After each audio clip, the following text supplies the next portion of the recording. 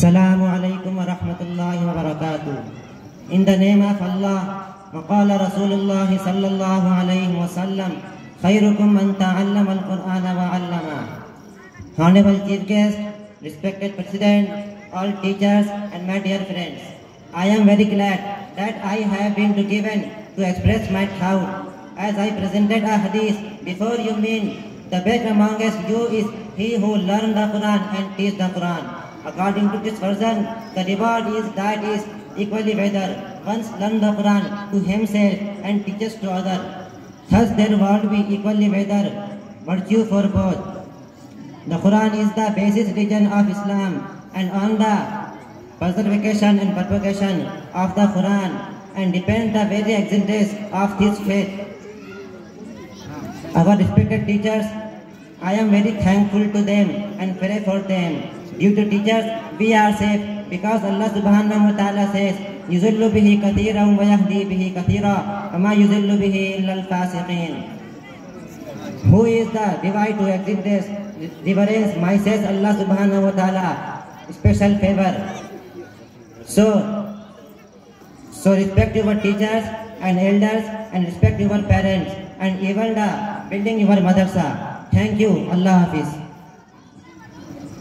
माशाअल्लाह, ये थे अब्दुल करीम इब्न शेख सलीम, जो असरी तालीम के साथ साथ जिन्होंने हिफ्ज़ कुरान को अपने सीने में महफूज किया और इसकी सआदत हासिल की है। इनके लिए मिर्ज़ा शाहिद बेग इनकी जानिब से 100 रुपये, अब्दुल रहीम भाई कौसड़ी इनकी जानिब से 50 रुपये का इनाम आया है। आइए अब मैं अरबी ज़ुबान में तकरीर करने के लिए शेख शाकिर इब्ने मौलवी अब्दुल शकूर को आवाज़ देता हूँ, तशरीफ़ लाएँ और अरबी ज़ुबान में तकरीर करें। शेख शाकिर मौलवी अब्दुल शकूर, मुतालिम अरबी सुबह।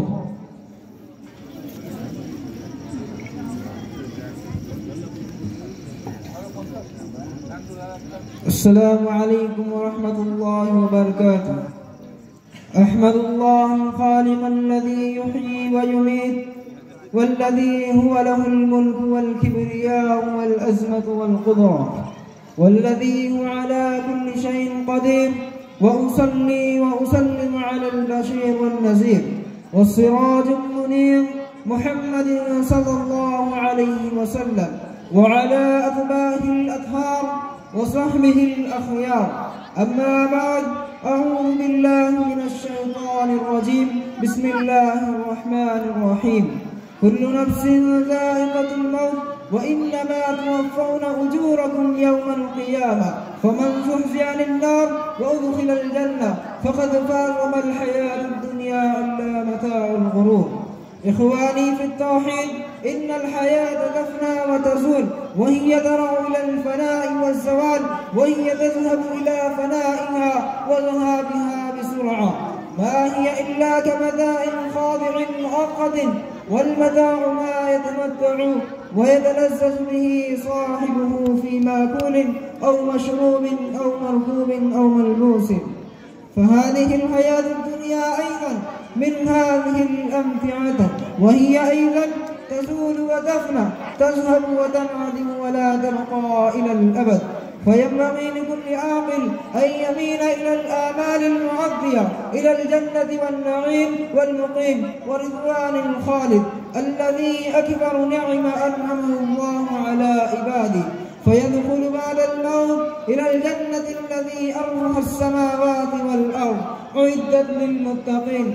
فالرجل الفطين يتبادر على الإتيان بالآمال الصالحة وتحلي عن الأخلاق الرديئة، فمن دخل الجنة بعد الموت الذي هو هازم اللذات فقد نجح وفاز، كما قال الله في القرآن الكريم: كل نفس ذائقة الموت وإنما توفون أجوركم يوم القيامة فمن زحزح عن النار وأدخل الجنة فقد فاز وما الحياة الدنيا إلا متاع الغرور.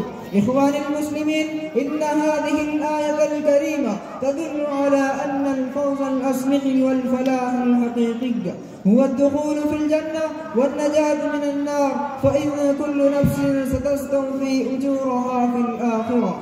فإن ارتكبت معاصي من المعاصي ولو كانت من الحسنات ولو كانت مثقال حبة خردل تجزى جزاءها الأوفى، كما صرح القرآن الكريم: وإنما توفون أجوركم يوم القيامة. فيا أيها العباد، ارغبوا بالطاعات والحسنات، واهتموا بالتخلق بأخلاق الله كاملة، وتحلي بالشيم الفاضلة والعادات الحسنة، وأعدوا أنفسكم كل حين وآن، وهيئوا نفوسكم لارتحال من زيغ الدنيا إلى سعة الآخرة، واغتنموا سبعا قبل سبع، كما قال النبي صلى الله عليه وسلم: بادروا بالأعمال سبعا، هل تنتظرون إلا إلى فخر منسب أو غني مدغ أو حرم مفسد أو موت مجهز أو الدجال فشر غائب منتظر.